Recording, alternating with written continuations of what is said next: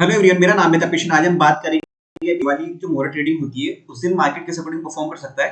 तो अभी संडे को दिवाली की मोहर ट्रेडिंग जो होगी यहाँ पे वो होगी और टाइमिंग उसका होगा प्री ओपन मार्केट होगा, वो होगा 6 बजे से ओपन होगा जो 6 बजकर 8 मिनट तक रहता है। और उसके बाद जो नॉर्मल मार्केट चलेगा वो 1 घंटे का चलता है, वो चलेगा 6:15 से लेकर 7:15 तक का।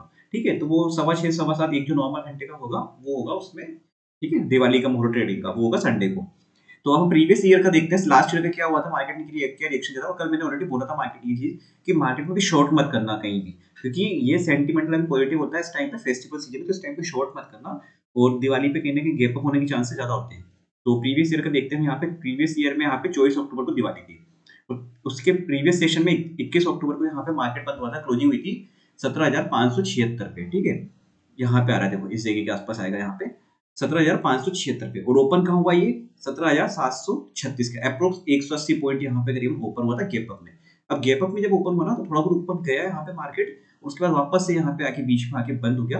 मतलब चांसेस ये अगर बहुत बड़ा गैप अप हो जाएगा, मान लो 125 150 पॉइंट या उससे ज्यादा का गैप अप, तो फिर मार्केट चांसेस कम हो जाएंगे कि पॉजिटिव और ज्यादा होगा, फिर उसमें थोड़ा बहुत हल्का फुल्का ऊपर जाके इनको प्रॉफिट बुकिंग आ सकती है। क्योंकि प्रीवियस डे पे जो यहाँ पे बाय करके जाते हैं वो फिर कहीं ना कहीं प्रॉफिट बुकिंग करते हैं, क्योंकि 1 घंटे का सेशन होता है, कोई ज्यादा उसमें कोई मौका मिलता नहीं है कोई एडजस्टमेंट करने का और सब चीजें करने का। तो सबका ये ऑब्जेक्टिव होता है कि जो आ रहा है प्रॉफिट लेके निकलो वहां से, क्योंकि उस पर्पज से ही यहाँ पे एंट्री होती है।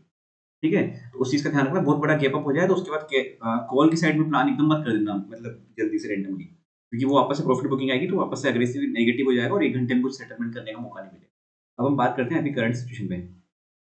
तो करंट सिचुएशन के लिए एक बार हम बात कर लेते हैं यहाँ पे छोटे टाइम फ्रेम पे क्या दिख रहा है यहाँ पे।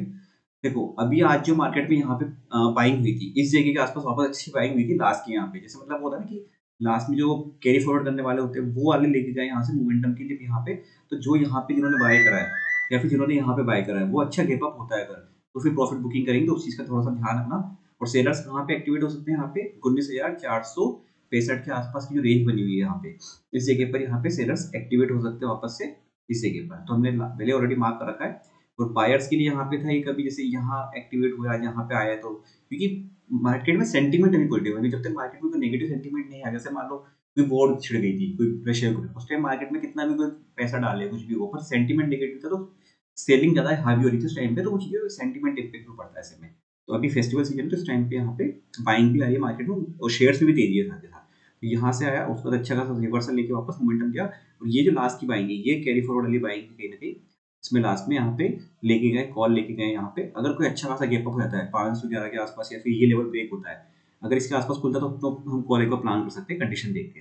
ठीक है, या फिर यहाँ कहीं आसपास हो जाता है तो, और इनकेस गैप डाउन होता है तो फिर यहाँ पे एक बार देखेंगे इससे के आसपास अच्छा सपोर्ट मिलता है कहीं पर, तो फिर वापस कॉल की प्लान कर सकते हैं, कंडीशन देखेंगे उसमें लेकिन एक बार ऐसे में।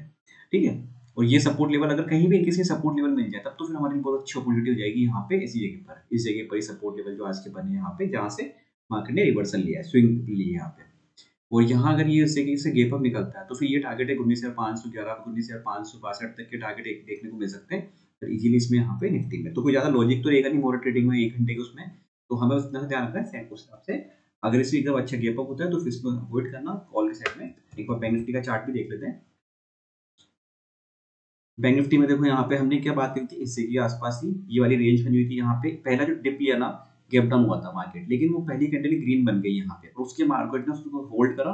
उसके बाद तो पूरा अच्छा खासा मोमेंटम दिया, एक बार यहाँ जाके इसने रिजेक्शन जरूर लिया, अच्छा खासा यहाँ पे भी डिप लगाया 200 पॉइंट से ज्यादा का करीबन का, 200 पॉइंट अप्रोक्स का, 650 मतलब 150 पॉइंट का 800 से। ठीक है, और फिर उसके बाद वापस देखो ये जो आई ना बाइंग, ये कहीं ना कहीं वापस से कॉल पाई यहाँ पे, ये जगह पर मोमेंटम आया है इस जगह पर। तो इसमें अगर प्राइस सेक्शन अच्छा बन रहा है यहाँ पे कहीं आसपास खुल जाए इस जगह पर या फिर इस जगह के आसपास मिल जाए ये, तो ये अच्छा सपोर्ट लेवल है, यहाँ पे बाइक के लिए प्लान कर सकते हैं कंडीशन देख के एक बार, अगर अच्छा मौका मिलता है तो यहाँ पे।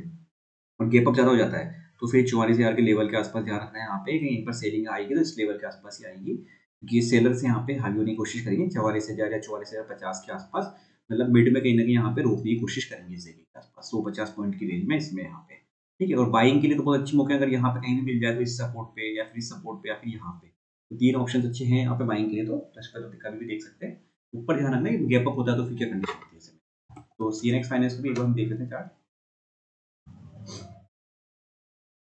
इसमें भी देखो यहाँ पे सपोर्ट लिया इसने और उसके बाद तो एक अच्छा एक तरफा मूव लिया ऊपर अच्छा खासा, यहाँ पे सेम कंडीशन सेम लॉजिक लगेगा इसमें भी, गैप अप होने के ऊपर देखना डिपेंड करता है कि वो कितना होता है, अगर 125 150 से ज्यादा पॉइंट का गैप होता है तो फिर थोड़ी बहुत प्रॉफिट बुकिंग आने की ही चांस रहेगी, क्योंकि यहाँ पे जो बायर्स बैठे हैं, जिन्होंने लिए वो कहीं न कहीं प्रॉफिट बुकिंग करेंगे, तो उस हिसाब से चीज़ देखना है यहाँ पे।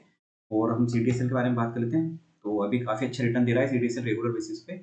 और इस पे देखो, यहाँ पे हमने ऑलरेडी यहाँ बनाया था प्लान करने के लिए, इसमें जो वीडियो बनाया था यहाँ पे, उसके बाद इस ब्रेकआउट पे बनाया था कि ब्रेकआउट के बाद क्लोजिंग दी इसने यहाँ पे। उसके बाद तो ये लेवल्स बैक टू बैक हम बना रहे हैं, हम यहाँ पे प्लान कर रहे हैं, और उसके बाद तो देखो यहाँ से मोमेंटम दिया है जो 1628 से लेकर 1780-85 तक चला गया, और उसके पहले एक बार यहाँ बाइंग के लिए बताया था यहाँ पे। यहाँ पे मल्टीपल टाइम्स हमें ऑप्शंस मिले थे यहाँ पे। तो एक बार रिटर्न देखते हैं यहाँ से कितना निकल रहा हुआ है अप्रोक्स यहाँ से, ये देखो। कुछ दिन में यहाँ पे 36 से 1% आराम से मिल गया, मतलब 20-25 दिन में आराम से। तो काफ़ी अच्छा रिटर्न दिया इसने, तो इस पे अभी भी फोकस रख सकते हैं, पर क्वांटिटी थोड़ा-सा कंट्रोल रखना। छोटे-छोटे आप एसआईपी के मोड में लेना है इसमें, कि एंट्री करना, फिर हर 5% या 7% के डिप में लेना है यहाँ पे, क्योंकि चलता है तो उस हिसाब से गिरेगा भी नहीं। 5-1% चलना भी अच्छा चल रहा है, 5-1% गिरे तो उसके बाद ही एंट्री करना, तो एसआईपी मोड पे लेना है इस पे आप। एकदम से बल्क में मत अमाउंट लगाना है इसमें यहाँ पे, 50,000 लगाना है तो उसमें से थोड़ा-सा डिवाइड करके लगना उसमें यहाँ पे कंडीशन, क्योंकि काफ़ी अच्छा मोमेंटम दिया। थोड़ा-सा एक बार रीटेस्ट करने आए या फिर थोड़ा-सा आए हिट वापस से, तब वापस से एंट्री कर सकते हैं। जैसे यहाँ से गया, पर थोड़ा बहुत रुका, वापस से रीटेस्ट करा, पीछे आया, फिर उसके बाद रुका, तब वापस से एंट्री करने का प्लान करना, अगर थोड़ा-सा ज़्यादा अमाउंट डालनी है इच्छा है तो। वीडियो अच्छा लगा हो तो लाइक, शेयर, सब्सक्राइब कर दीजिएगा। Thank you friends.